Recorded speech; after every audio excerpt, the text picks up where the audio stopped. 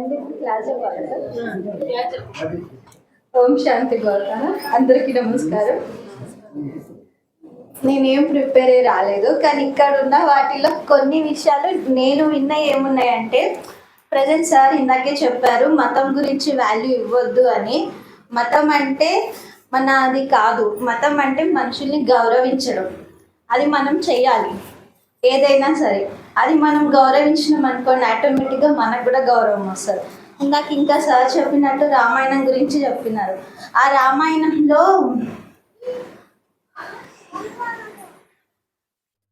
అది రాముడు రావణాసురుడు చనిపోయాక రాముడు ఇంటికి వెళ్ళాక దశరథుడు అడుగుతాడంట, నువ్వు ఎలా చంపావు రాముడిని, నువ్వు నిజంగా చంపావా అని అడుగుతాడంట. అప్పుడు రావణాసురుడి గురించి రాముడు చెప్తాడంట, నేను ఆయనను చంపలేదు, ఆయన అహంకారం ఆయనను చంపింది. ఎందుకు అంటే ఆయనకు చాలా జ్ఞానం ఉంది, ఆయన గొప్ప పండితుడు, అంత గొప్ప వ్యక్తిని సంహరించే అంత నాకు లేదు, నేను ఆయనకన్నా తక్కువ వాడు. కానీ ఆయన చనిపోయాడు ఈరోజు అంటే దానికి కారణం ఆయన అహంకారం.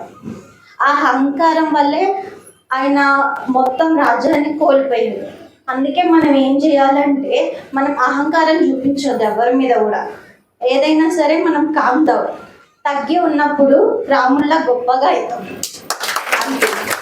అట్లా అని మరి రాముడిని కూడా ఈ కాలంలో ఫాలో అవ్వద్దు. రాముడిని ఫాలో అయినామనుకో మనల్ని ముంచేస్తారు. రాముడిలా ఉండాలి, కానీ రావణాసురుడిలా ఆలోచించాలి. అలాగే రావణాసురుడిని ఫాలో అవ్వదు. మనం ఎలా ఉండాలి అనే మెలకువలు నేర్చుకోవాలి. ఎందుకంటే బయట సమాజం ఎట్లా ఉందంటే మనతో మంచిగా ఉండదు, పక్కన ఇంకోలాగా మాట్లాడతారు. అది మనకు తెలియదు, అది మనం తెలుసుకొని ఓకే వీళ్ళు ఇట్లా చేస్తురా, వాళ్ళ దగ్గర మనం వెళ్ళొద్దు. దూరంగా ఉండండి, అందరికీ దగ్గరగానే ఉండండి. కానీ ఏంటి అంటే ఎవరు ఎలా చేస్తున్నారు అనేది మనం తెలుసుకోవాలంతే. నెగిటివిటీ అనేది స్ప్రెడ్ చేయొద్దు, మనం ఒకరికి ఆరోగ్యం చూపించొద్దు. అలా చూపించిన మనకి స్పాయిల్ అవుతుంది, మనకేం కాదు. అంతే కదా, మనం పొగ చూపిస్తే ఎవరు మనతో మాట్లాడారు, మనం మంచిగా మాట్లాడితేనే అందరూ మాట్లాడతారు.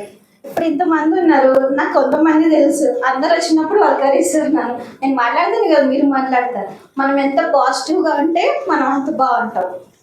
అప్పుడు చెప్పిందే ఇప్పుడు చెప్తున్నాం. ఇంకోటి ఇందాక సార్ చెప్పినట్టు కోడళ్ళందరూ అత్తమ్మని మంచిగా చూసుకోవాలి అన్నారు. కోడళ్ళందరూ బాగా చూసుకుంటారు, అత్తమామ కూడా కోడళ్ళని చూసుకోవాలి. అంతే కదా సార్. ఇప్పుడు మనమందరం అత్తమామలతో ఉంటున్నాం, ఏం పే చేస్తున్నాం అనేది మనకే తెలుసు. అయినా కూడా మనం చూస్తున్నామంటే మన అమ్మ నాన్న నేర్పిన సంస్కారం అది.